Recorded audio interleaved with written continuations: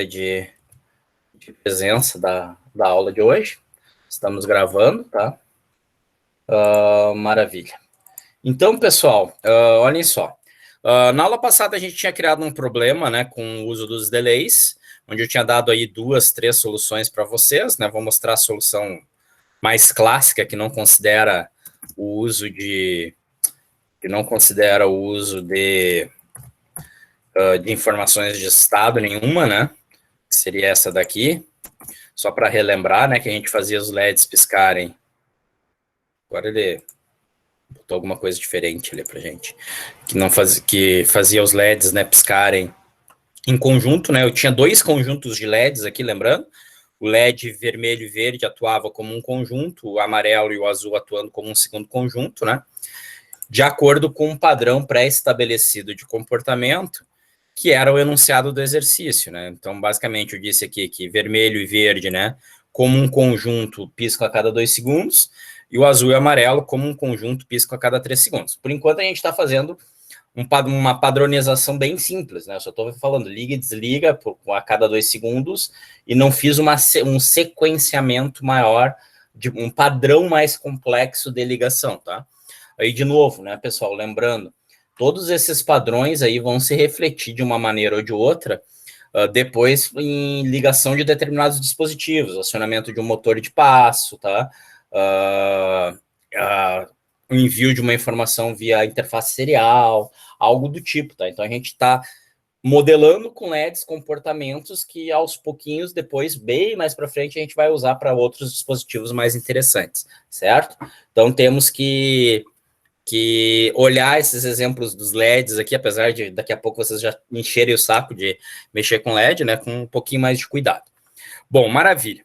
Então, a gente tinha visto isso na aula passada, né, a gente tinha feito aqui, então, o acesso aos nossos LEDs diretamente usando aqui o Pin Mode, tá, e usando o controle, né, do padrão de acionamento deles, controlando eles manualmente através dos delays, né. Então, dei aqui os devidos delays para provocar o acionamento de acordo com o problema, e a gente chegou à conclusão que depois de 12 segundos a gente voltava para o padrão inicial, né, e a gente repetia eternamente esse padrão. Mas eu ainda tinha montado para vocês aqui o exemplo, considerando o uso de Pin Mode e Digital Write. E eu lembro para vocês, só antes de a gente continuar, tá? Eu lembro para vocês que a gente tinha tido uma aula onde a gente discutiu um pouquinho mais a questão de acionamento direto, né? Na verdade, não é aqui propriamente dito. Ali até eu vou dizer que ali até é melhor do que as lâminas, mas deixa eu ver aqui a lâmina. Que era aquela questão de arquitetura dos Atmel, né? Então, só relembrando vocês rapidamente, porque eu vou mostrar para vocês como é que isso ficaria agora. A gente tinha, então, os registradores, né, que controlavam um determinado pino do nosso microcontrolador. Então, lembrando que a gente tinha os 3 registradores, né, o DDR, que controlava o sentido do pino, o port, que controlava a informação de escrita e o uso do resistor tipo up, e o pin, que servia para fazer a leitura, tá? E eu não mostrei para vocês naquele momento, tá? Poderia ter mostrado. Deixa eu ver aqui só se eu tenho os pinos aqui, senão a gente vai para aquele outro texto, tá? É possível que eu não tenha colocado os pinos aqui ainda, mas aí eu lembro vocês lá no outro texto. Então, aqui. Vamos lá.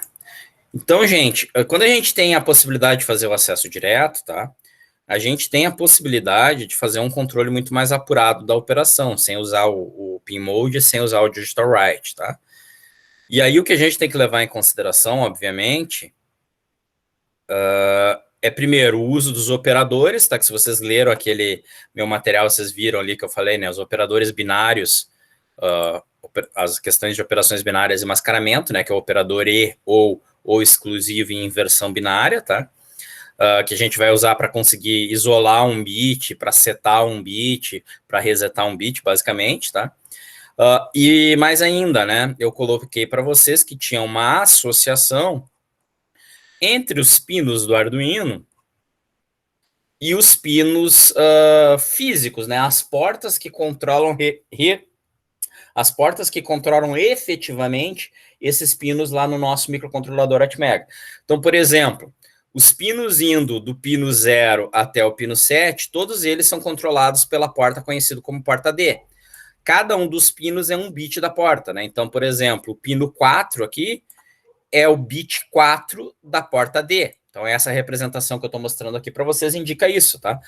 Que se eu quero trabalhar com pino 4, basta eu trabalhar sempre com o bit 4 da porta D. Então, aqui tem a associação de todos os nossos pinos usados para GPIO, para I/O de propósito geral, dentro do Atmega 328. Tá? Vocês têm essa tabela para o Atmega 328, vocês têm uma outra tabela mais à frente para o Atmega 2560, tá? Para o outro Arduino, que é o Arduino Mega. Perfeito?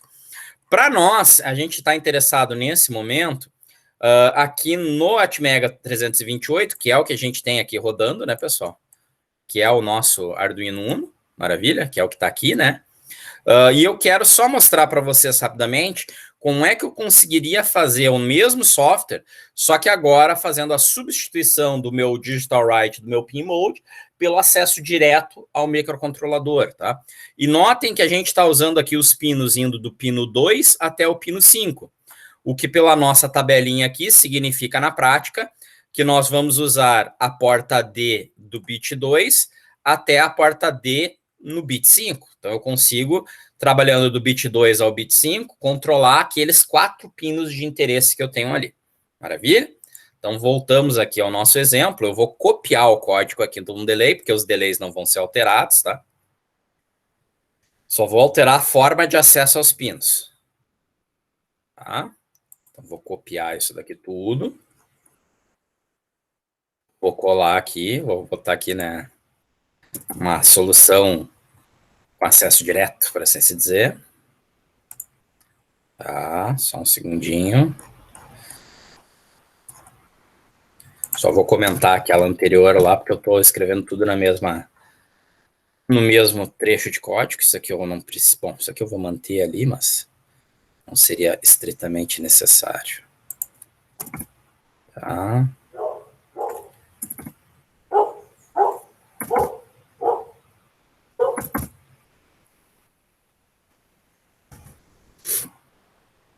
Eu vou comentar aqui também o setup dessa vez, tá? Então, comentei a nossa primeira solução toda, só mantive os bits ali respectivos, tá? Na verdade, essa aqui são os pinos, né? Mas nesse caso eu vou usar para indicar os bits que a gente vai estar setando. Ok? E aí eu vou modificar a nossa expressão aqui, a nossa solução aqui. Só um segundinho, deixa eu tirar esse enorme comentário, né? E vou escrever aqui, né? Mesma solução, porém com acesso direto ao Atmega 328P, tá? Nesse caso, então, gente, a parte interessante aqui é que eu não preciso mais usar pin mode, eu posso vir direto no registrador que regula o sentido de escrita ou de leitura, né, de cada um dos pinos. Então, lembrando, né, DDRX, no caso, DDR-D, porque é a porta D, né, controla o sentido de operação dos pinos. Tá? Então, lembrando aqui para vocês, ó, eu acho que deve estar por aqui, eu consigo mostrar mais fácil que lá no texto, porque eu quero manter aquela lista de pinos. Só um segundinho aqui para passar mais rápido. Ele vai ter o valor 0 ou 1, né? Basicamente, o valor 0 serve para indicar... O valor 0 serve para indicar que a gente está no sentido de entrada, e o valor 1 serve para indicar que a gente vai operar o pino como saída. Maravilha? Aqui, gente, na porta D, eu quero alterar o modo de operação apenas dos pinos que eu estou trabalhando. Maravilha? Então, para começo de história, né? Então, vamos lembrar de novo, né? 0 igual entrada, 1 igual saída. Então, agora vamos entrar um pouquinho aqui no C, né? Quero alterar apenas os pinos que vou trabalhar. Tá? Quero alterar apenas os pinos que eu vou trabalhar. Então, olha só. Eu posso fazer isso em várias operações. É desnecessário, tá? Mas eu posso fazer isso em várias operações. Então, vamos lá. Primeira coisa, eu vou modificar o DDR-D, tá? Por quê? Porque é o DDR-D que vai controlar os sentidos o sentido de cada um dos pinos da minha porta D. Quando eu faço o acesso à porta, eu tenho acesso apenas global ao registrador da porta. Lembrando que esse registrador, que é o registrador da porta, vou botar em evidência aqui, né, o registrador da porta D, ele é um registrador, gente, que está trabalhando com os pinos indo do pino 0 até o pino 7, perfeito? Vocês estão vendo ali, né? Porta D indo do bit 0 até o bit 7, perfeito? Porém, eu quero modificar apenas o sentido dos bits 2 até o bit 5, né? Então, o que eu vou fazer aqui? Primeira coisa que eu tenho que fazer é fazer a leitura dela, tá? E indicar que eu quero manter os valores dos bits, quais? Quais bits que eu quero manter o valor? Do bit 0, do bit 1 e do bit 6 e do bit 7. Então, a primeira coisa que eu faço, gente, é fazer uma operação que me permita recuperar o valor dos bits 7 e 6, que são esses dois bits que eu estou indicando ali. Deixa eu dar um zoom maior aqui para vocês conseguirem enxergar um pouquinho melhor, tá? Os bits 7 e 6 e também dos bits 0 e 1. Então, lembrando, né? Eu vou fazer aqui um comentário grande, tá? A DDR-D, ela é uma porta de 8 bits. Então, a gente tem o bit A, B, C, D, E, F, G, H, e é isso, né? Certo? Fechou 8. Tá? Cada uma dessas letras representa um bit. Quando eu faço uma lógica E, então aqui, quando eu faço um E com esse valor aqui, 1, 0, 0, 0, 0, 1, 1, qual é o resultado do operador E? Lembrando que o operador E, não sei se vocês lembram, né? Mas existia um teorema booleano. O teorema booleano que eu estou falando era esse teorema aqui, ó. Teorema booleano que me dizia que x é 0 é 0 e x é 1. Dois teoremas são muito importantes agora, né? X é 1 é igual ao valor de x. Ou seja, né? Quando eu pego um bit x e faço a operação lógica E com valor 0, o resultado é sempre 0. Maravilha? E quando eu faço um bit x, independente do valor que ele tenha, uma operação E com valor 1, o resultado é sempre o valor x. Isso deriva o quê, né, gente? Deriva do quê? Deriva da tabela verdade, da porta E, né? Lembre-se que a tabela verdade da porta E era essa daqui. A, B, saída Y, né? Então, a gente tinha 0, 0, resultava em 0. 0, 1, resultava em 0. 1 e 0 resultava em 0 e 1 e 1 resultava em 1, tá? Então, esse teorema booleano aqui importante vem do fato que se eu estou fazendo uma lógica com valor 1, que são essas duas situações que eu estou indicando aqui para vocês, né? Se eu estou fazendo uma lógica com valor 1, o resultado que eu tenho depende do valor aqui do A, né? Se o A for 0, o resultado vai ser 0. Se o A for 1, o resultado vai ser 1. Então, está aqui o nosso teorema booleano, né? Do operador E, tá? Então, nesse caso aqui, a operação que eu estou fazendo aqui em C é a operação que pega os 8 bits da porta DDR-D, da porta D, só que no registrador DDR, tá? E faço uma lógica E com esse número de 8 bits. Então, aqui eu estou mostrando para vocês justamente isso, ó. 8 bits do DDR-D, tá? E aqui o valor binário que a gente escreveu ali. Maravilha? Qual vai ser o resultado que eu vou ter, então? Eu vou ter como resultado AB, 0, 0, 0, 0, G e H. Então, eu preservo, né? Preservo os bits que eu não quero mexer. Então, primeira coisa que eu fiz ali, que é essa lógica E aqui, eu consegui preservar todos os bits que eu não queria mexer. Maravilha! Só que não é só isso, né? Além de eu preservar os bits que eu quero mexer, eu quero indicar que do bit 2, que é a porta D2 ali, até o bit 5, que é a porta, que é o pino 5 aqui do Arduino Uno, que eu estou indicando aqui para vocês, né? Pino 2, pino 3, pino 4 e pino 5, eles funcionem como saída. Maravilha?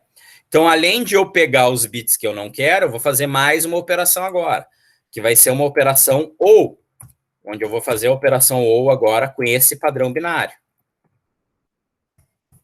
Tá? Então, vamos pegar aqui, né? Agora eu estou fazendo uma operação OU. E o número que eu estou fazendo a operação OU é esse daqui. Maravilha? Que vai indicar que vai fazer o que essa operação? Basicamente, vamos ver, né? Tem mais agora um teorema booleano que diz que x ou 0 é igual a x, tá? E x ou 1 é igual a 1. Então, sempre que vocês fizerem um operador ou onde o segundo operando tenha valor 1, o resultado dessa operação ou sempre vai ser 1, porque se vocês lembrarem, né, A ou 1 sempre dá 1 independente do valor do A. Maravilha? Logo, como consequência, o resultado dessa operação ou vai ser esse daqui. AB, 1, GH. Então, notem o seguinte, eu sei qual é o valor original do A e do B? Não sei, o A pode ser 0, o B pode ser 1, o G pode ser 0, o H pode ser 1, pode ser qualquer valor. O fato é, na primeira operação que eu fiz, que foi DDRD e 11000011, o resultado foi que eu tive o valor do bit A, do bit B, do bit G e do bit H, e os outros bits ali no meio ficaram zerados. E quando eu faço agora esse resultado parcial, uma operação ou com esse número binário, o resultado binário que eu tenho é esse número aqui. O valor do A, o valor do B, 1, o valor do bit G e o valor do bit H. Eu não sei qual é o valor do bit A, não sei qual é o valor do bit B, não sei qual é o valor do bit G, não sei qual é o valor do bit H, porém eu vou preservar o valor que eles tinham originalmente. Maravilha? Então, curiosamente, essa operação que eu mostrei aqui para vocês em C, eu estou preservando os bits que eu não quero trabalhar, que é o A, o B, o G, o H, ou, em termos mais objetivos, né? É o bit 0. Essa é a posição aqui, é a posição 0. Bit 0, bit 1, o 2 eu quero trabalhar, o 3 eu quero trabalhar, o 4 eu quero trabalhar, o 5 eu quero trabalhar. O 6 e o 7. Maravilha? Que correspondem aqui, ó, correspondem de acordo com a nossa tabelinha aqui de pinagem, correspondem ao pino 0, pino 1, pino 6 e pino 7 da placa Arduino Uno. Maravilha? Então, eu preservei ali a operação do pino 0, do pino 1, do pino 6, do pino 7, porque eu não quero mexer nela. O que ela estava fazendo antes, ela continua fazendo. E aí, simplesmente, fui lá e peguei o resultado disso daí e setei os bits indo de 2 até 5 para modo de operação igual a saída. Maravilha? Bom, então, gente, para começo de história, né? Aqui a gente está fazendo um trabalho, então, que é um trabalho binário, tá? E aí já vale a pena lembrar mais uma coisa, né? Lembrando, tá? O quê? Que o E aqui é E bit a bit em C, e que essa operação é o OU bit a bit em C. Então, se o número que vocês estão trabalhando tem 8 bits, vocês vão fazer o E, cada bit individualmente. Se o número fosse um int, por exemplo, o int tem 16 bits aqui pra gente, tá? Eu faria 16 operações E, ou 16 operações OU, em cada uma das posições de cada um dos bits. Maravilha? E em termos de representação, gente, isso daqui é uma coisa que vocês deveriam saber em C, eu acho até que eu deixei para vocês aqui já. Ô, senhor, ali não é 2 barras? Não. 2 barras é o lógico. Boa pergunta, tá? É justamente o que eu ia ver aqui já para vocês, tá? Eu acho que eu deixei aqui para vocês umas coisas bem legais, tá? Para vocês usarem, que talvez eu não tenha comentado. Lá na primeira aula, cara, voltando lá atrás, eu deixei uma coisa que é muito útil a gente usar em programação, que eu não sei se o professor de vocês de programação, perdão, chegou a comentar, que são as folhas, a cola, literalmente a cola da linguagem, tá? E vocês têm aqui uma, que antigamente se chamava de cheat sheet, tá? a folha aqui de lembranças, né? Tem uma folha aqui que é uma folha de lembranças da linguagem C. Então aqui vocês vão ver tudo, infelizmente é em inglês, tá? Não achei até hoje isso daqui em português. Se alguém achar, pode me mandar. Mas aqui vai ter os operadores, vocês estão vendo ali? Ó, tá aqui os operadores, ó. E aqui, inclusive, ele fala, ó, justamente a pergunta que tu tinha feito antes, ó. 2 es comerciais, 2 ous comerciais, né, duas barras verticais, né?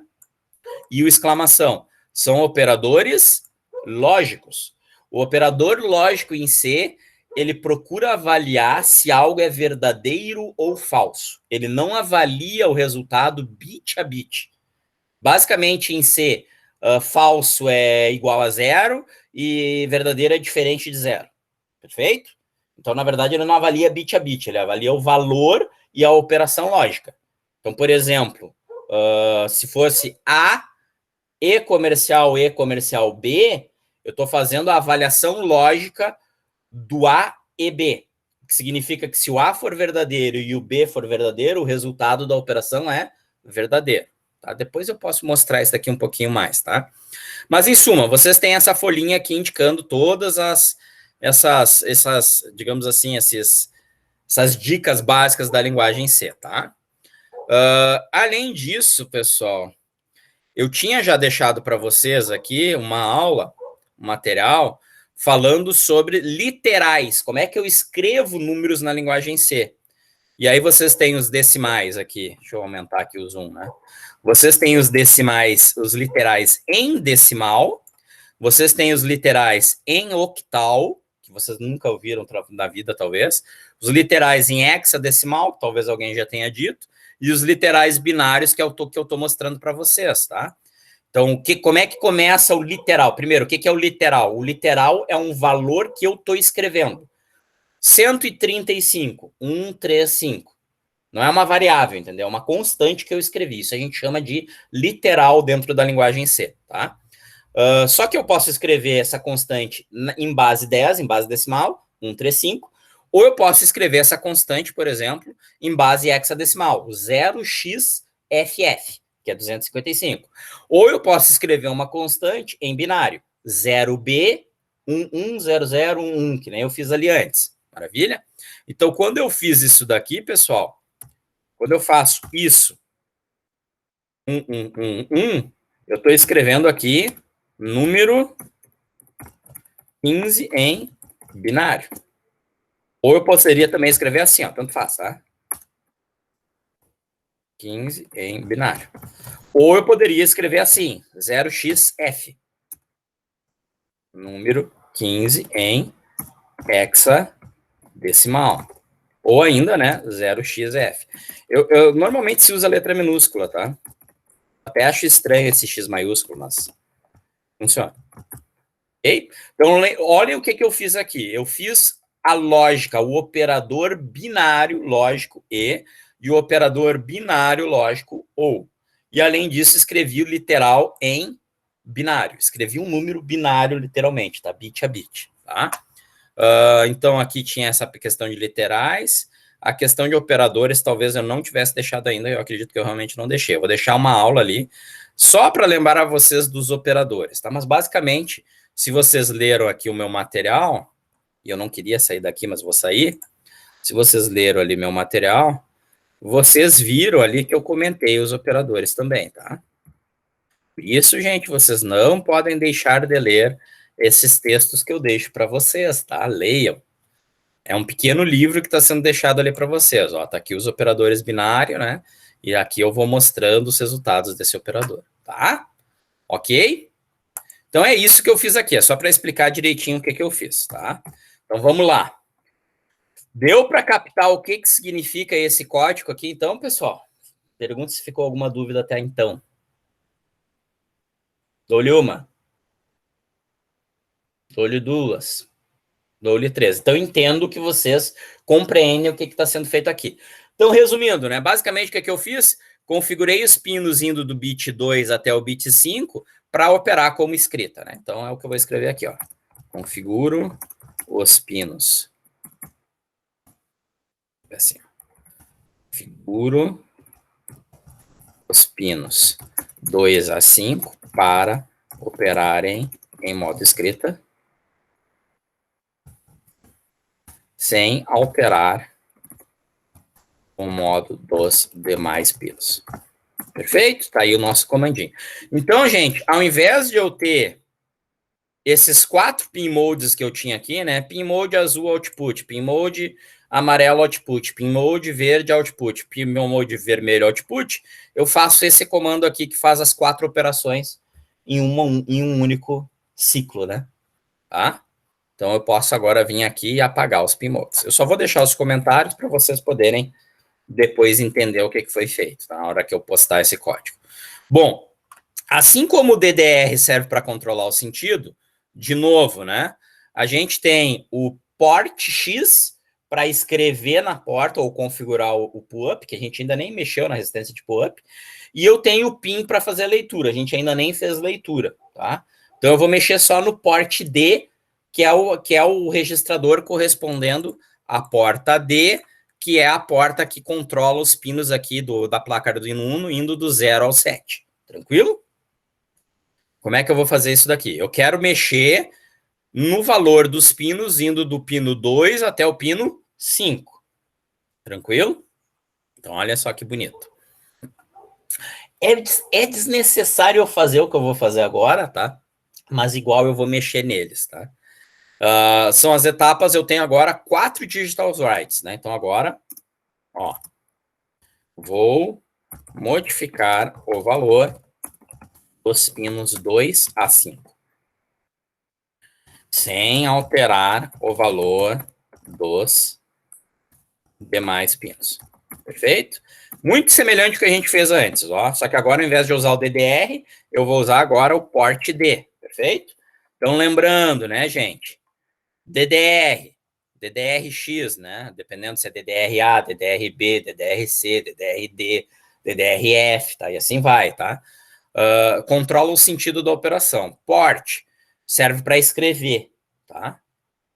Então, aqui, port D igual a... Só que agora eu vou fazer assim, ó. Pin D, E.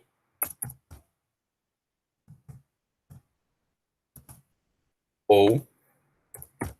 E aí eu tenho que escrever, só agora eu tenho que lembrar quais são os pinos, vamos ver. O vermelho é o 5 e o verde é o 4, né? Então, maravilha. Então, é 0, 0. Eu vou fazer assim só para eu conseguir mostrar para vocês, tá?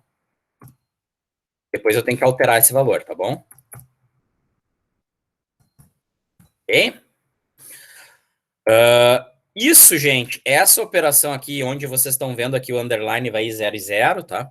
Essa operação aqui significa que eu estou modificando apenas os bits 2 a 5, tá? Olhem bem aqui, ó. O bit 0 eu não vou mexer, o bit 1 eu não vou mexer. Mas vou mexer no bit 2, no bit 3, no bit 4 e no bit 5. Lembrem-se, né, gente? Sempre que a gente fala em bit, sempre que a gente quer falar a posição de um bit, vocês pegam o bit da direita indo para a esquerda. Então, o 0 é sempre o que está mais à direita, perfeito? Então, aqui, né, o mais à direita é esse cara, então seria o bit 0. Depois vem o bit 1, depois vem o bit 2, depois vem o bit 3, e assim por diante, tá? Então, eu escrevi aqui, ó, a posição do vermelho era 5, a posição do verde era 4. Escrevi o 0 e 0 do vermelho e do verde, e depois escrevi o 1 e o 1 do amarelo e do azul. Tranquilo? Tá, e por que eu fiz ali, deixa eu tirar essa linha aqui que eu não quero. O que eu fiz aqui com o pin, tá? Pin X indica o valor lido atual dos pinos. Port X configura os pinos para um valor. Então, olhem só o que eu fiz aqui. Quando eu peguei o pin D, eu estou lendo a porta D, o que significa que eu estou lendo todos os valores indo do bit 0 até o bit 7. Perfeito? Aí eu li, qual é o valor que tem aqui no pino 0? Ah, é 0, é 1? Não sei. Algum valor. Qual é o valor que eu tenho no pino 1? A mesma coisa que eu fiz ali em cima, né? Um A, B, C, D, E, F, G, H. Tá? Eu estou lendo o valor dos pinos. Só que agora não é o sentido, né? Agora eu estou lendo o valor realmente dos pinos. Se naquele pino tem um nível alto ou se tem um nível baixo, tá? Então, PIN indica o valor lido atual dos pinos. Então, eu li esse valor e preservei o valor do bit 7 e do bit 6 e do bit 0 e do bit 1, tá? E fiz aqui, através de uma porta OR, uma modificação nos outros 4 valores. Tá? Nos valores indo do bit 2 até o bit 5, que são esses daqui. E os demais eu mantenho sem modificação. Tá? Então, essa simples linha aí equivale a todos aqueles... Modifiquei, tirei uma a mais. Equivale a todos aqueles digital write, vejam só, né? Vocês veem que com que eu consigo fazer uma operação, evidentemente, muito mais rápida, um conjunto de pinos ainda, se eu quero, né? Então, agora é 1, 1 e 1, né? Então, aqui, ó, modifiquei para o padrão aqui, 1, 1, 1, 1. Oh, meu Deus do céu, tô tirando sempre uma a mais. Tá? Vamos lá aqui agora. Agora é 1, 1, 0, 0.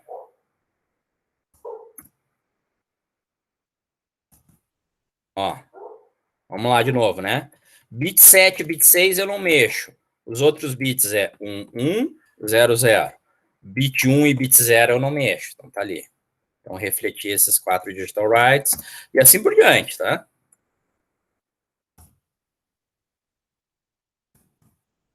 Só copiar aqui de um jeito mais simples para o que eu estou fazendo. Aqui os 4 bits do meio são 0, né? Então 0, 0, 0, 0. Posso apagar. Vocês vão ver que vai fazer exatamente a mesma coisa. E depois eu mostro qual é a diferença na prática de fazer isso. Agora os 4 bits são 1s, né? Aqui. Os 4 bits são 1s. Aqui é 001. 001 já está ali. Aqui é os 4 bits em 0, né? Então só modifico aqueles dois ali para 0. Aqui são os 1100 padrão, né? Então a gente modifica ali para 1100. Pronto.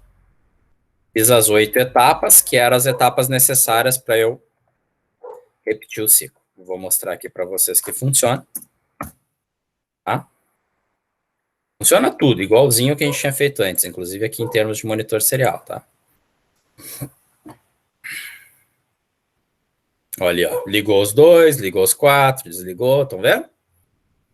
Não sei se vocês notam, é difícil perceber, tá? Mas tentem depois comparar com o código de delay no próprio Tinkercad, tá? Porque o Tinkercad ele faz assim, ele liga primeiro o vermelho, depois o verde. É muito rápido, mas ele liga primeiro o vermelho, depois o verde. Agora, desse jeito que eu estou fazendo, ele literalmente atua sobre os 4 LEDs ao mesmo tempo. Tranquilo? Só um segundinho. Vai vir um espirro. Desculpe, tá? Então ele atua sobre os 4 LEDs ao mesmo tempo. Tá, beleza. Por que o senhor está querendo mostrar aqui isso? Gente, porque eu estou querendo mostrar para vocês como é que é a estrutura do microcontrolador. E para o microcontrolador, o que existe é PIN-D, port-D e DDR-D. Não existe PIN-mode digital write. O que o PIN-mode e o digital write do programa Arduino nos faz? Basicamente, no final das contas, ele está resultando em algo desse tipo, com muito, digamos assim, com muito mais código, com uma eficiência muito menor, tá bom? E aí eu consigo mostrar para vocês, inclusive, a diferença. Só um segundinho. Deixa eu parar o compartilhamento aqui rapidamente. E eu vou compartilhar aqui um outro... Vou compartilhar a tela inteira aqui, no caso. Aqui eu acho que pode ser só a janela, não precisa ser a tela inteira. Tá, que é a janela aqui do Arduino. Aqui eu estava fazendo algum exemplo para alguém, tá? Eu não gostaria de mexer nisso aqui. Deixa eu compartilhar a tela inteira assim. Um pouco mais pesado, mas é rápido. Tá? Buenas.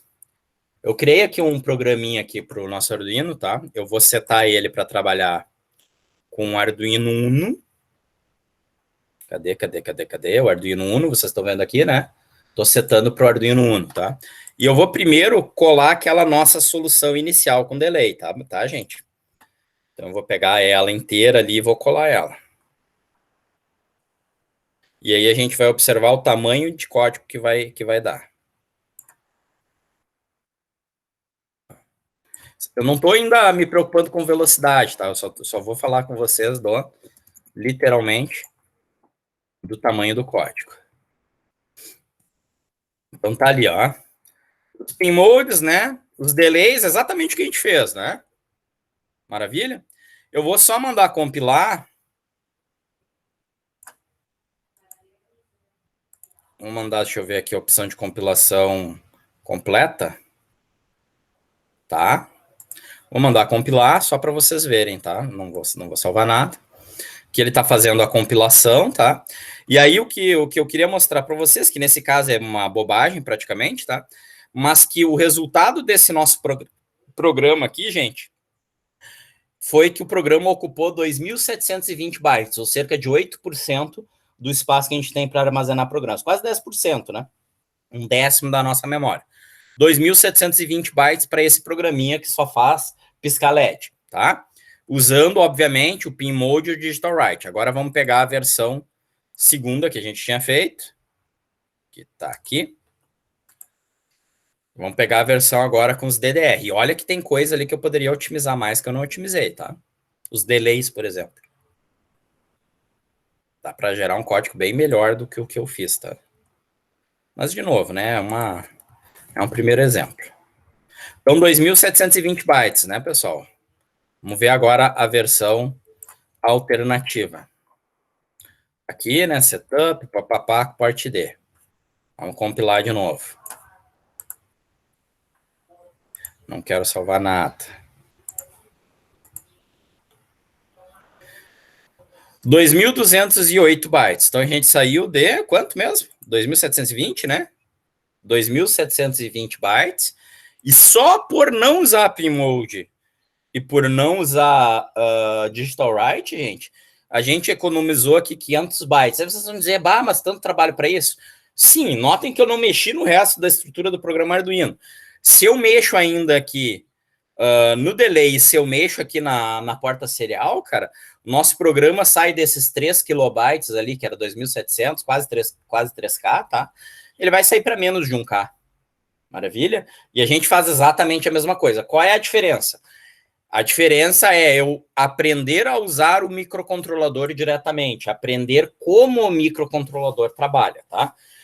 E justamente o Arduino, ele é prático porque ele nos oferece o pin mode, ele nos oferece o digital write, que esconde um pouquinho a arquitetura do microcontrolador que vocês estão trabalhando. Em suma, pin mode e digital write funciona igual, não importa qual seja o microcontrolador que esteja ali por baixo, tá?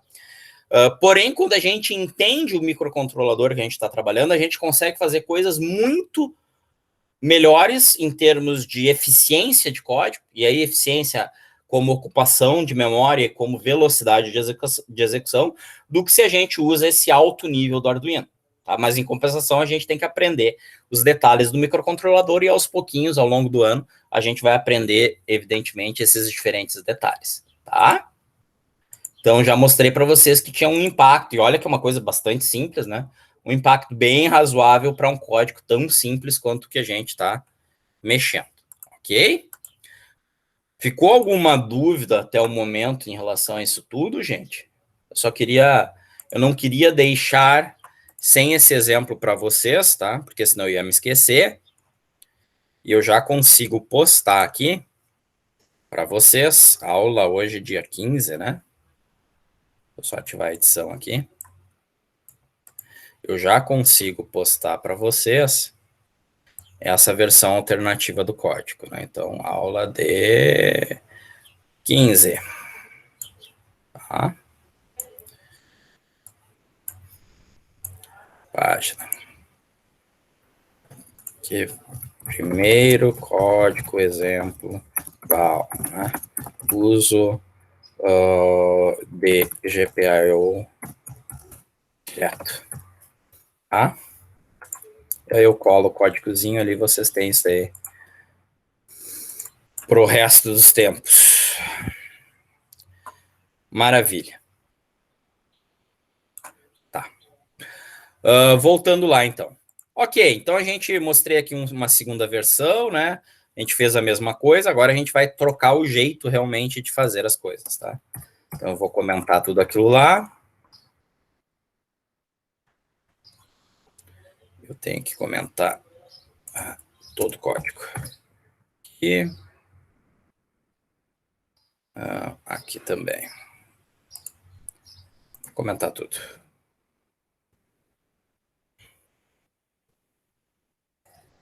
Ok, e o setup lá, o primeiro setup. Eu vou copiar aqui para a gente fazer a nossa nova versão aqui de controle, tá? Então, uma quarta, quinta, já até perdi quantas versões eu mostrei aqui para vocês para a mesma coisa. Só que agora a gente vai trabalhar com o temporizador e com a noção de estados, tá? Então, inicializamos da mesma maneira, não tem problema nenhum. Buenas, gente. O que acontece até esse momento aí, né? Até o momento, a gente tem um problema chatinho, que eu tenho que controlar dois conjuntos de dispositivos, né? O conjunto dos LEDs vermelho e verde, que opera como se fosse um só, e o conjunto de LEDs amarelo e azul, que opera como um outro conjunto. Tanto que lá no enunciado, né? O que eu fazia no enunciado? Eu dizia que o vermelho e verde piscava a cada 2 segundos, que o azul e o amarelo piscava a cada 3 segundos. Não era isso? Era isso, né? O problema é que quando eu misturo os dois conjuntos de dispositivos, eu chego numa sequência de controle que começa a ficar complicada. Eu começo a ter que pensar o que acontece ao longo do tempo para eu conseguir escrever um código que seja capaz de controlar todos eles em simultâneo. Tá? Então, o que a gente vai começar a fazer agora? Primeiro, eliminar o delay. Tá? Por que eu vou eliminar o delay? Porque o delay implica num ponto de execução do meu código onde o código foi travado, nada está sendo realizado naquele ponto. Literalmente, eu estou dizendo para o microcontrolador, para durante 2 segundos e não faz mais nada. Tá? O que cá entre nós não é muito esperto. Tá? Imaginem que vocês têm um botão, né, pessoal? O usuário está apertando o botão esperando que alguma coisa aconteça e vocês estão parados durante 2 segundos. Inclusive, durante esses 2 segundos, vocês não estão nem lendo o botão. Maravilha? Complicado, né? Vocês querem, no mínimo, ler o botão, vocês querem, no mínimo, saber o que o usuário está fazendo enquanto estão piscando os LEDs. Imagina que tivesse um botãozinho aqui, né, gente? O botãozinho serviria para dizer fica piscando ou para de piscar, tá? Cada vez que vocês tivessem um delay desses, vocês não conseguiriam ler o que o usuário, se o usuário apertou ou não apertou o botão, tá? E cá entre nós, 2 segundos sem ler se o usuário apertou ou não apertou o botão, o usuário vai achar que a máquina de vocês está com problema, vai mandar de volta para vocês, ó, conserta, porque eu aperto o botão e nada funciona, tá? Então eu tenho que eliminar o delay, porque eu não quero mais que o código fique travado. Ao mesmo tempo, eu não quero que o código fique travado, mas eu quero conseguir controlar tempos. Eu quero saber se 2 segundos passaram ou não passaram, tá? Para eu combinar a eliminação do delay com a necessidade de controlar como os LEDs estão piscando, eu preciso agora fazer 2 coisas. Eu preciso introduzir a noção de um temporizador, que serve para controlar se determinado intervalo de tempo passou ou não, que eu já expliquei o conceito básico lá no final da nossa última aula, tá? Ao mesmo tempo em que eu mantenho agora uma noção daquilo que a gente vai começar a chamar de estado, tá? Estado da operação. O que seria o estado aqui nos meus LEDs, né? Eu poderia ter o estado onde eu estou indicando que o LED vermelho e verde estão apagados, e um outro estado onde o LED vermelho e verde eles estão ligados. Maravilha? E melhor, usando essa forma de controle que eu vou mostrar para vocês, eu vou conseguir isolar. Eu vou conseguir tratar o LED vermelho e verde como um dispositivo que eu estou controlando, que não tem nenhuma ligação com o outro dispositivo que eu estou controlando, que é o LED amarelo e o azul. Eu vou trabalhar eles separadamente. Tá? Então, vamos começar a bolar esse código. Bom, para começo de história, os pinos não mudam. Os pinos não mudam. Depois eu falo aqui dos temporizadores de novo, tá? Os pinos não mudam, então continua aqui com azul, amarelo, verde, vermelho como modo de saída, tá? Porém, agora eu começo a ter algumas coisas interessantes. Primeiro, tá? Eu vou ter que ter os temporizadores. E aí, já respondendo uma pergunta que foi feita lá no final da aula passada, mas como é que eu faço para ter 2, 3, 4 temporizadores? São 2, 3, 4 variáveis isoladas, uma variável para cada um dos temporizadores, ou um conjunto de variáveis para cada um dos temporizadores. Os nossos temporizadores, gente, eles vão ser implementados com esse tipo aqui de variável, o unsigned long, tá? Lembrando, E aí, isso eu sei que eu já deixei para vocês, ó. Lembrando, vocês viram os tipos de dado padrão do Arduino e do C. Tô acreditando que sim, né? Tá? Os tipos de dados padrão do Arduino e do C. Cadê do Arduino aqui? Meu Deus do céu. Não deixei direto o link, só um pouquinho. Não, isso aqui eu acessei, botei a documentação. Tá. Não era esse daqui, na verdade, tá? Os tipos de dados padrão da linguagem C, perdão. A gente tem o char, a gente tem o short, a gente tem o int, a gente tem o long, a gente tem o float, a gente tem o double, a gente tem o bool, a gente tem o void, tá? Tudo isso vocês já ouviram, tá? E existem esses tipos dentro do Arduino, tá? Que onde que eu deixei isso indicado aqui para vocês? Boa pergunta. Bom, na lâmina eu sei que eu falei. Não sei se eu falei explicitamente em algum capítulo, mas vou mostrar pelas lâminas. Aqui. Aqui. Não, na verdade é uma anterior. Errei a aula. É uma antes dela. Uma antes ainda. Aqui. Então aqui, pessoal, eu cheguei a comentar justamente alguns aspectos da programação do Arduino, né? E lá eu falei dos tipos de dados, ó. Mas vamos resumir, ó. Então no Arduino a gente tem o byte e o char, que são números de 1 byte, 8 bits, tá?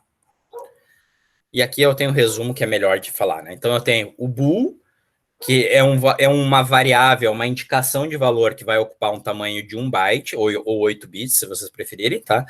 Que ele vai conseguir representar valores true ou false, ou boolean, que é a mesma coisa.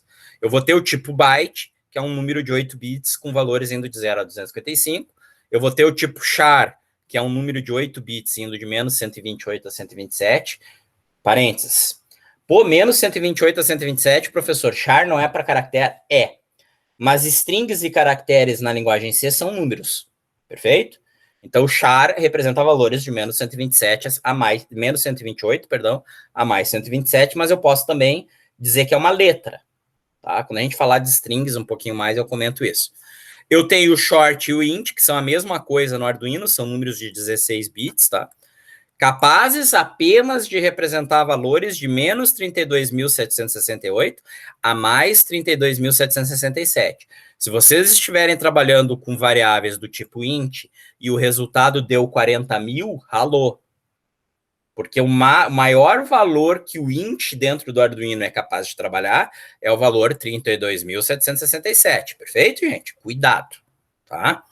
E eu vou ter o long, o float e o double. O long é interessante porque ele é literalmente um inteiro de 32 bits. Então, ele me representa números bem maiores. Perfeito? E aí, gente, eu não falei aqui dos modificadores, então vou falar aqui. E aí, a gente ainda tem os modificadores, né? Basicamente, a gente tem dois modificadores agora de início, tá? Que são os modificadores signed e unsigned. O significado deles, cá entre nós, é óbvio, né? Com sinal, sem sinal, perfeito? Então, quando eu digo que eu quero trabalhar com uma variável do tipo long unsigned, significa que eu não quero os valores negativos, significa que eu não quero pegar aqueles números, aquela faixa de intervalo de números negativos, o que significa que eu consigo trabalhar com 0 até um intervalo maior do que esse número aqui, porque eu não vou representar os valores negativos na minha variável, tá? Então, eu estou dizendo aqui que eu quero criar, então, uma variável long, uma variável de 32 bits, porém sem sinal. Tá? E aqui eu vou chamar de timer A. Vou criar uma outra. Eu vou chamar de timer B. Eu vou ter esse timer A, gente, vai servir para o conjunto A de LEDs. E o timer B eu vou usar para o conjunto B de LEDs. Tranquilo? Eu também vou declarar aqui, só que agora, ó, eu vou usar um outro modificador, ó, const unsigned. Eu estou dizendo, no caso, que o que eu vou indicar agora não é nenhuma variável, é um número, é um valor. Tá? Não é um literal, porque eu estou declarando ele com nome. É a mesma coisa que usar um define, tá? Só que eu estou usando aqui uma declaração da linguagem C, né? Então, intervalo A. Intervalo A era de 2 em 2 segundos, né? É isso mesmo? Não me lembro mais, deixa eu ver. O vermelho e verde a cada 2 e o azul e o amarelo a cada 3, né? Então, o intervalo A é 2 segundos, tá? Intervalo do conjunto A. E vou declarar também... Comendo letra aqui no teclado. Meu Deus. E vou declarar também o intervalo B. Por que eu faço essas declarações aqui, gente? Porque se eu quiser mexer no intervalo, eu só mexo nessas constantes, tá? Eu não preciso mexer no resto do código. Então, eu criei meus temporizadores. Além dos temporizadores, eu vou ter que ter agora as variáveis de controle de estado. Tá? Então, eu vou ter que ter uma variável para cada dispositivo que eu quero controlar o seu estado de operação. De novo, gente, nessa máquina eu tenho 2 dispositivos. O dispositivo LED vermelho e verde, que é um dispositivo que eu estou chamando de dispositivo A, e eu vou ter um outro dispositivo que é o LED azul e amarelo, que eu vou chamar de dispositivo B. Tá? O dispositivo A, que é esses 2 LEDzinhos aqui que eu estou indicando, ele liga e desliga a cada 2 segundos. E o dispositivo B, que é esses 2 LEDs aqui, o amarelo e o azul, ele liga e desliga a cada 3 segundos. Tá? Por que ele liga e desliga a cada 2, liga e desliga a cada 3? O maluco que inventou o problema disse que a gente tinha que fazer desse jeito. Tá? Ah, mas é LED. Não, cara, imagina que não é LED. Imagina aqui que vocês estão com um solenoide de controle de passagem de líquido. E vocês têm que manter um líquido fluindo por 2 segundos e um outro líquido, né, um outro bico com líquido, fluindo durante 3 segundos para cair num pote e fazer a mistura adequada.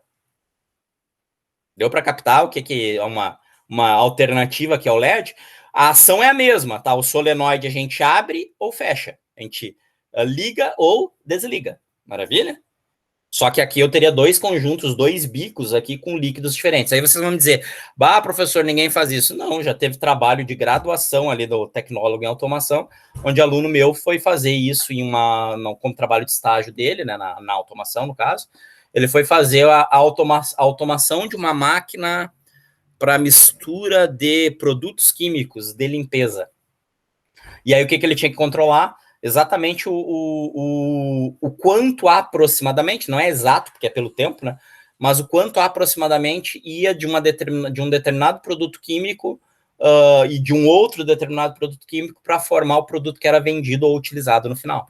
Então ele tinha que abrir o solenoide por tanto tempo, abrir o outro por tanto tempo. Aí, para fazer uma coisa mais exata, a gente ainda pode usar um sensor de fluxo, tá? Para ver se o volume de líquido que fluiu é o volume adequado ou não, mas daí é uma outra história. Bom, como são máquinas à parte, eu tenho um conjunto aqui, um outro conjunto aqui, eu vou ter variáveis de estado independentes. Então, aqui, ó, state A, vou indicar como 0, state B, que eu vou indicar como 0. Então, aqui é a variável, né, estado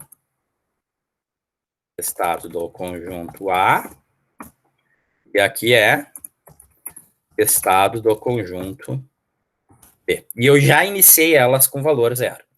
E aí eu vou implementar agora a minha função loop. Olha que bonito que vai ficar a minha função loop.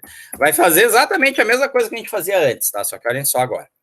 Para eu implementar o controle dos estados de cada uma das minhas máquinas, gente, eu vou usar o famoso comando que vocês já ouviram falar em C, né?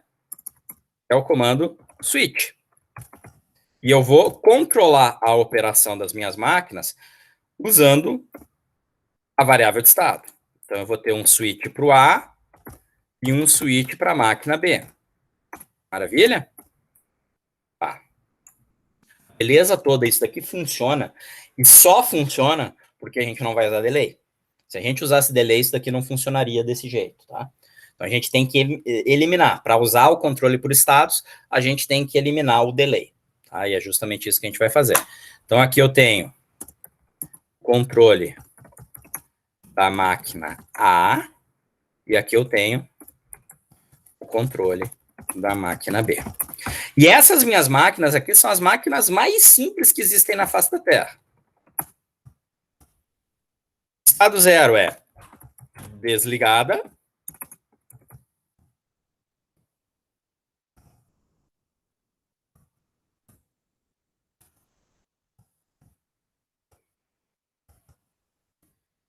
Desligado os dois LEDs, né? Lembre-se que aqui que eu vou ter que controlar o tempo, né? Controlar o tempo. Ainda falta o tempo, tá? Lembrem sempre de terminar cada case num comando switch em C, vocês têm que terminar com um break, né, pessoal? Se não tiver esse break aqui, ele continua a execução. Tá? Ele não para naquele trecho, tá? Então, basicamente, caso A, o caso 0, estado 0 da máquina é tudo desligado, e o estado 1 da máquina é tudo ligado.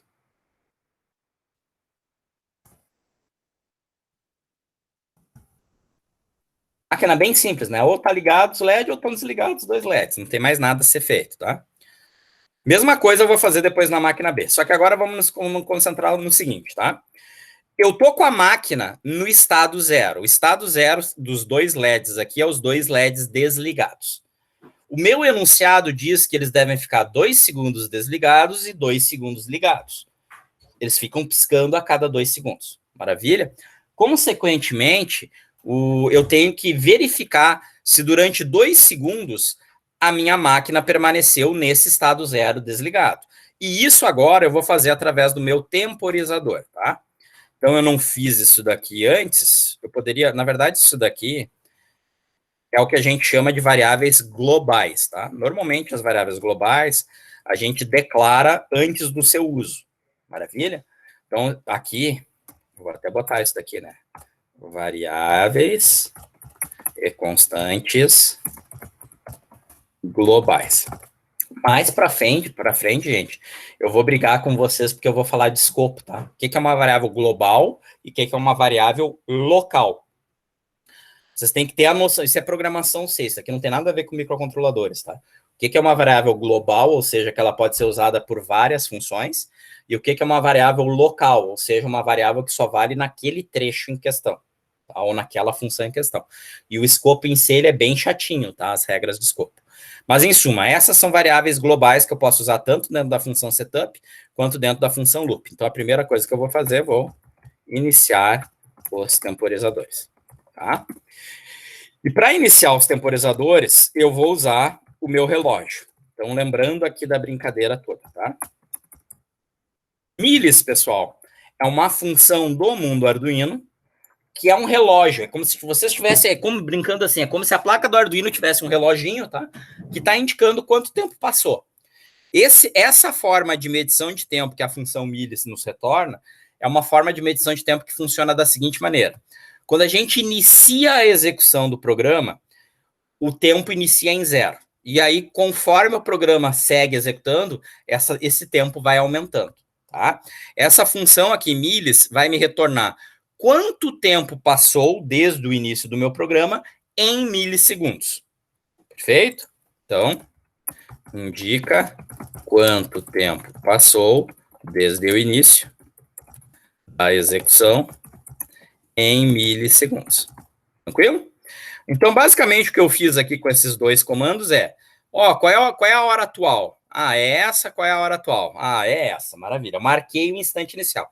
Lembrem-se da ideia do temporizador. O temporizador a gente vai usar como se a gente estivesse marcando o tempo que vocês levaram para dar uma volta numa quadra, para dar uma volta numa pista de corrida, tá?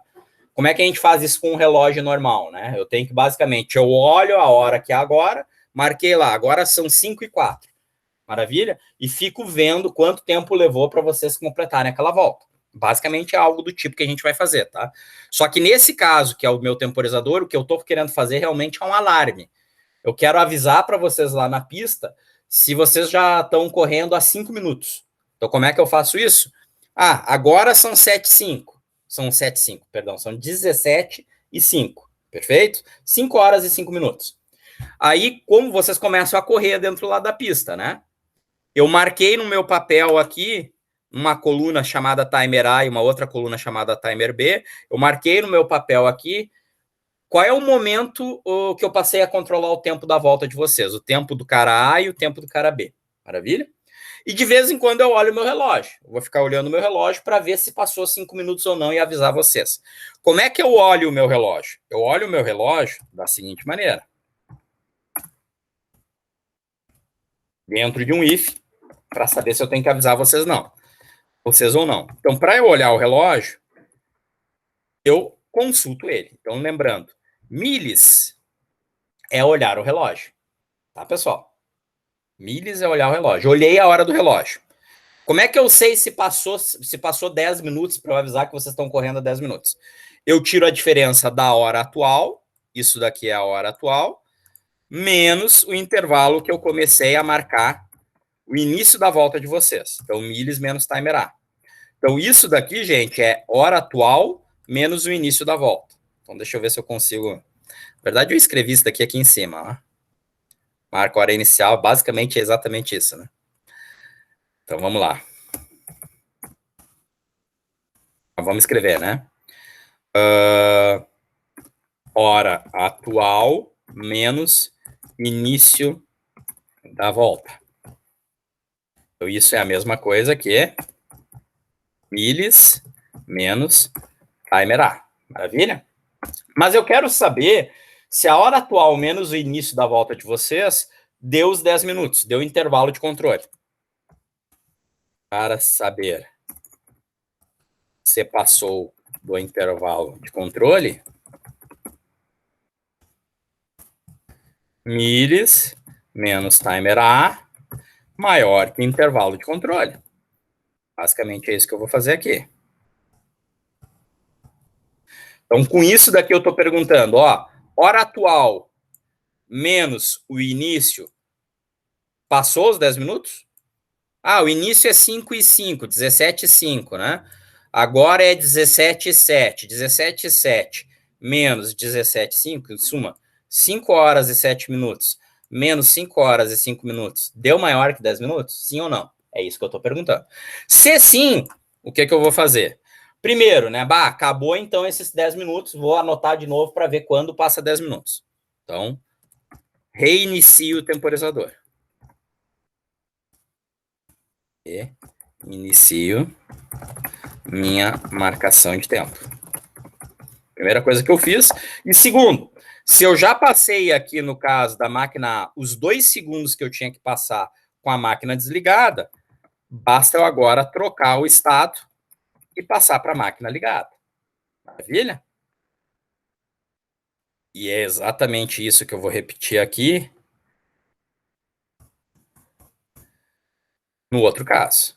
Só que agora eu vou voltar para o estado zero. Então, vocês vão ver com isso, os 2 LEDzinhos lá vão ficar piscando. Vai ficar 2 segundos eles desligados aqui e 2 segundos ligados. Ó, os 2 aqui estão desligados porque eu não iniciei, tá? Esses 2 aqui. Mas os LED ali, vermelho e verde, está funcionando. Maravilha. E a mesma coisa eu vou fazer, gente, na máquina B. Só que a máquina B eu não vou usar as mesmas variáveis. Vou usar as variáveis referentes à máquina B.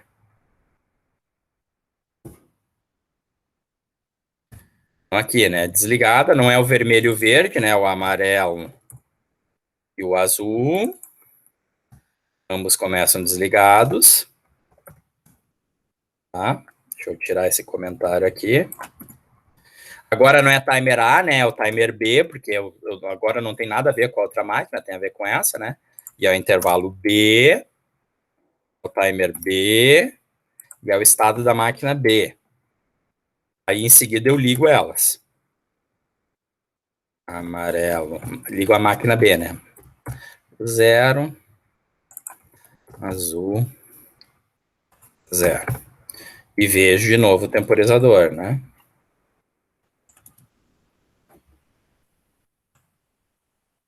Lembrando que é a máquina B que eu estou trabalhando, né? Então é timer B, intervalo B, timer B, estado B. Maravilha? Vamos ver se funciona? Vocês cuidem os LEDzinhos, tá? Desligados, né? Todos eles desligados. Tranquilo?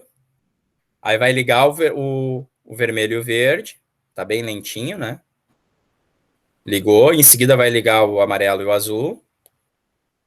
Ligou. Em seguida vai desligar o vermelho e o verde. Tá? Deu 4 segundos. Vai ligar de novo o vermelho e o verde. Aí vai desligar o amarelo e o azul. Viu? Aí depois vai desligar o vermelho e o verde. Aí, em seguida vai ligar o amarelo e o azul.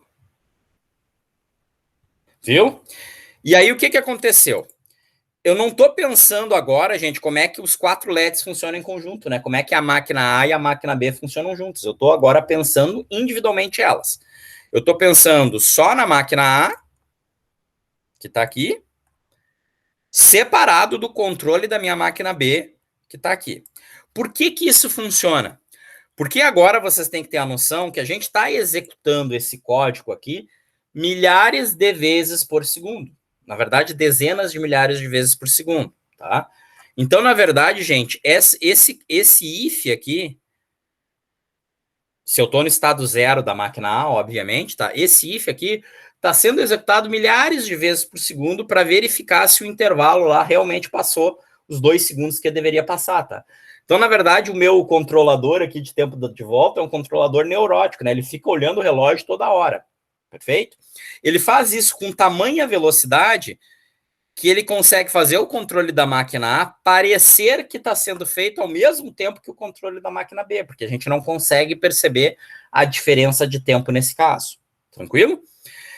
Por que isso acontece milhares de vezes a cada segundo? Porque em nenhum momento ao longo desse código aqui que vocês estão vendo, eu disse que o código deveria parar, que nada deveria ser feito. Muito pelo contrário, eu sempre estou dizendo que alguma coisa deve ser executada.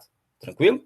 E como eu estou dizendo que alguma coisa deve ser executada, basicamente ele está realizando aquilo que eu mando. E aí vocês poderiam perguntar, mas por que no Tinkercad ficou tão lento? Porque no Tinkercad, e não é para fazer isso, tá? No Tinkercad, quando o código executa muito rapidamente, ele tem trabalho em fazer a simulação. Vocês vão notar provavelmente que agora vai ficar mais rapidinho. Ó, viram? Parece que agora tá mais rápido, né? Só porque eu botei esse delayzinho. Porque, de novo, tá, pessoal? Para o Tinkercad, quanto mais rápido o meu código executa, pior, porque ele tem que simular mais coisas. Para o Tinkercad, quanto mais lento é o meu código, melhor, porque ele tem que simular menos coisas. Vocês entenderam que a lógica dele é invertida. Então, quando eu botei esse delay aqui, eu tornei a simulação mais lenta. Então, ao invés de eu executar dezenas de milhares de vezes por segundo minha função loop, eu estou executando no máximo 1000 vezes por segundo a minha função loop, porque no final eu botei um delay que para por 1 milissegundo. Na verdade, aqui eu estou executando provavelmente, ao invés de eu executar 1000 vezes por segundo, eu devo estar executando 995 vezes por segundo. Tá? E aí o Tinkercad aqui na minha máquina simula bonitinho. Agora, quando eu executo aquela função milhares de vezes por segundo, o Tinkercad se atrapalha e fica lento pra cacete. Olha aí, ó. Vocês podem ver que demora para acender os LEDs, né? Por quê? Porque ele é recém tá em 1 segundo de simulação. Estão vendo aqui em cima? Agora vai ir para 2, agora que acendeu os LEDs. Agora vai ir para 3 e vai ligar o amarelo e o azul. Quer ver? Olha ali. Tá super lento o tempo de simulação dele. Tranquilo? Gente, é para vocês terem dúvida. Vamos lá, quais são as dúvidas até o momento? Eu queria saber uma coisa, senhor. Fala. Tipo assim, aquele trabalho lá que tinha que fazer dos LED lá de outra maneira, né? Que a gente utilizou o delay e daí tinha que utilizar outra maneira para fazer. É essa daí. E daí esse trabalho aí é o último trabalho desse trimestre ou vai ter uma prova? Não, vai ter uma prova. Vai ter? Sim, você sempre tem que ter, em toda disciplina, você sempre tem que ter 2 instrumentos de nota, tá? Não pode ser só um. Na organização didática, nos obriga a fazer no mínimo 2 avaliações. Então vai ser aquele exercício à prova. Dúvida, gente? Vocês entenderam isso daqui? Vocês entenderam essa lógica? Sim. Pessoal, a gente vai trabalhar com isso daqui não só esse ano, vocês vão trabalhar com isso daqui durante 2 anos. Switch, case 0, case 1, case 2, case 3, case 4. Switch para uma máquina, switch para outra máquina. Como é que vai funcionar? Aí vocês vão ter, olha só que bonito, né?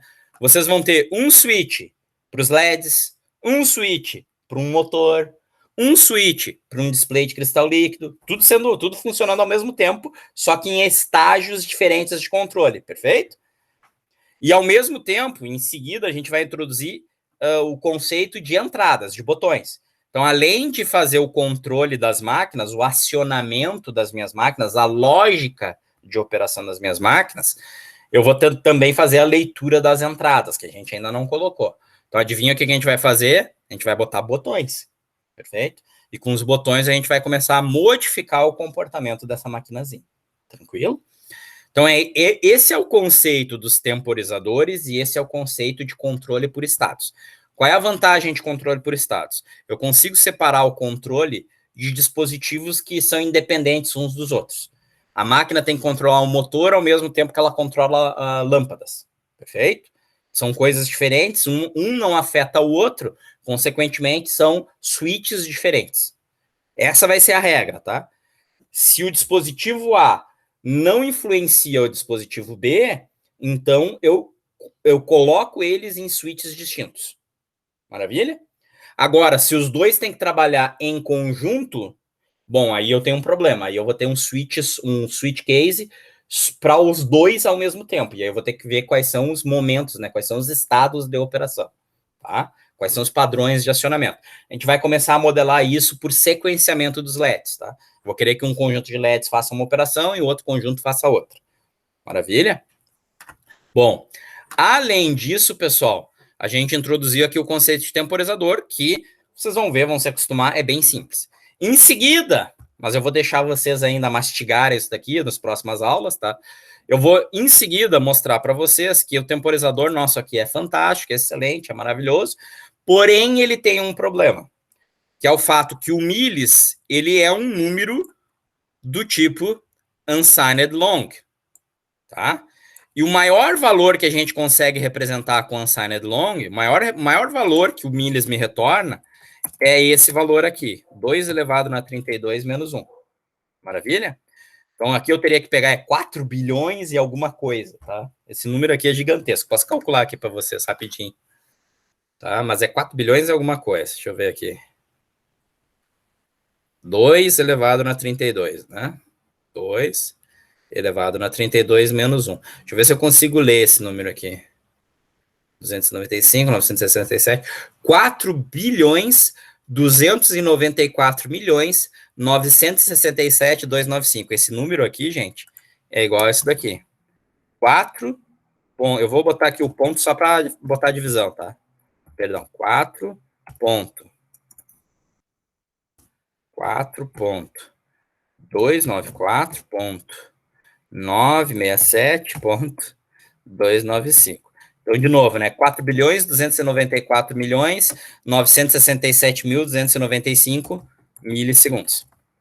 Aí vocês vão dizer, bah, mas que tempo, né? É, um belo tempo. Só que o problema, gente, é que isso equivale menos 1. Isso equivale, cada minuto tem, cada segundo tem 1000 milissegundos. Então, tem que dividir por 1000, vai me dar um número de segundos. Cada minuto tem 60 segundos. Cada hora tem 60 minutos. Perfeito? Cada dia tem 24 horas. Então, grosseiramente, tá? Isso corresponde a 49,7 dias. Tá? Então, olha só. O milis começa em 0. O programa de vocês começou a contar, o milis ficou em 0. Aí fica... Passou 1 milissegundo, o milis foi para 1. Passou 1 milissegundo, o milis foi para 2. E assim por diante. E ele continua contando o tempo que passou. Se vocês ficarem por 49,7 dias com o mesmo código funcionando, sem nunca reiniciar o código, sem nunca realimentar o Arduino, ele vai chegar nesse valor aqui. Maravilha? Quando passar mais 1 milissegundo, ele não consegue representar 4 bilhões, 294 milhões, 967.296. Ele não consegue, porque não cabe em 32 bits. Então, ele vai somar mais 1, e ao invés de ele ir aqui do 295 para o 296, ele vai voltar para 0. Então, os 32 bits, eles vão estar todos eles em 32 bits 1. Quando tu somar mais um ali, vai ficar os 32 bits em 0. E aí acontece o que a gente chama de overflow. Estourou o maior valor que o relógio consegue retornar. Beleza? A gente vai ter que tratar isso. Por quê, gente? Porque vai que vocês me criam um dispositivo que ele funciona um ano inteiro ali sem parar. 2 anos sem parar. Aí 49,7 dias não nos bastam para controlar os tempos, porque senão vai dar uma caca, né? Senão eu vou estar fazendo essa comparação aqui, milis menos timer é maior que intervalo, e o milis vai voltar a ser 0. Então essa conta aqui vai dar errado. Maravilha? Mas mais para frente eu vou mostrar, então, como é que a gente vai tratar o que eu vou chamar de temporizador com estouro. A aula vocês já têm lá no Moodle, tá? Mas para a gente usar aqui em aula, eu vou introduzir o botão, a máquina de controle do botão, vou mostrar para vocês como é que funciona, a máquina dos LEDs, mais a máquina do botão junto, tá? E aí depois a gente vai começar a tratar o temporizador com estouro. Mas vocês, quem quiser, já pode ir trabalhando, tá? E basicamente o temporizador com estouro vai controlar esse pepino aqui que eu estou mostrando para vocês. Tranquilo? Mais alguma dúvida? Dou-lhe uma. Em relação àquele segundo trabalho, ele pode estar com essa limitação ou tem que estar sem a limitação? Não, mas eu botei lá, inclusive. Eu É botei que isso daí, inclusive. eu não Aqui, ó. entendi direito. Não, eu botei aqui, eu acho que eu coloquei, ó. Olha aqui, ó. Sem limite para estouro, tá? Então desconsidera o estouro. Tranquilo? Certo? Não é para considerar estouro. Estouro fica para depois. Tá bom? Obrigado, sir. Não, é só vocês implementarem a noção de estado nela. Na verdade, a primeira parte era qual? A primeira parte era montar com os delays, né? Maravilha. E a segunda parte é montar com a máquina de estados, basicamente, entendeu? É só para vocês conseguirem usar o temporizador e a máquina de estados para implementar a segunda versão. Tranquilo? Dúvida? Dou-lhe uma. Dou-lhe duas. Dou-lhe três. Bom, não tendo mais dúvidas, eu vou parar por aqui, tá? Eu vou pegar esse nosso códigozinho aqui e vou colar lá no... Colar não, né? Vou lançar aqui para vocês também, tá? Na aula de hoje, tá? Mais um exemplo. Antes que eu esqueça.